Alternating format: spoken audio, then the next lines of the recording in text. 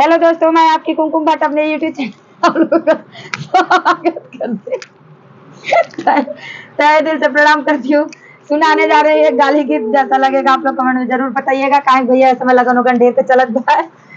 तू लोगन खूब हमार गाड़ी सुनिया और गैया एक दूसरे की शादी ब्याह में जा जाए हमार गाड़ी सुना और वो लोगों के गरियावा हमार गाड़ी सुनिया और बरतियावन के गैया बिना जौने बियाहे में गाड़ी का बिया सुगना होला, मड़वा सुगना रहे नाते भैया लोगन खूब सुनिया और खूब गैया। गाड़ी अभियान चलत बा चना जोर गरम चना जोर गरम बाबू मलाई मजेदार चना जोर गरम बाबू मलाई मजेदार चना जोर गरम बाबू मलाई मजेदार चना जोर गरम बाबू मलाई मजेदार चना जोर गरम। हम तो सुनीला समझे साले तू तो हया मऊवाली, तू तो गावेला कौवाली, तोरे बहन के रखे माली, छुटी गए ओटवा के लाली, उनके बेटा हो गए हाली चना जोर गरम बाबू मलाई मजेदार चना जोर गरम बाबू मलाई मजेदार चना जोर गरम। हम तो सुनीला अगुआ साले तू तो हया कौवाली, तू तो गावेला कौवाली, तोरे बहन के रखे माली, छुट गए ओठवा के लाली, उनके बेटवा हो गए हाली चना जोर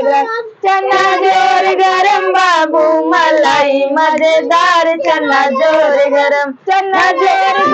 बाबू मलाई मजेदार चना जोर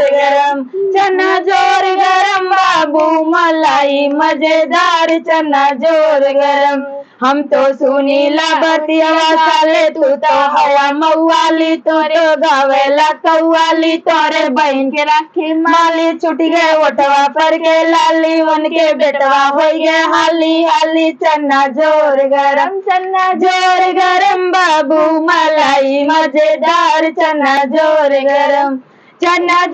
गरम बाबू मलाई मजेदार चना जोर गरम। हम तो सुनीला नौवा साले तू तो हवा मऊवाली, तू तो गावेला कौवाली, तोरे बहन के राखे माली, छुट गए उनके ओठवा कई लाली, उनके बेटवा हो गए हाली चना जोर गरम बाबू मलाई मजेदार चना जोर गरम बाबू मलाई मजेदार चना जोर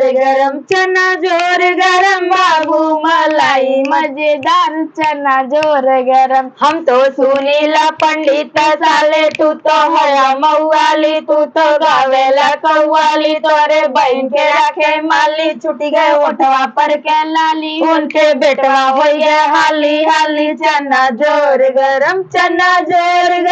बाबू मलाई मजेदार चना जोर गरम बाबू मलाई मजेदार चना जोर गरम बाबू मलाई मजेदार चना जोर गरम। हेलो दोस्तों, हमारा गाड़ी गीत कैसा लगा आप लोग कमेंट में जरूर बताइएगा। फिर मिलती हूँ नेक्स्ट वीडियो में, तब तक के लिए बाय बाय।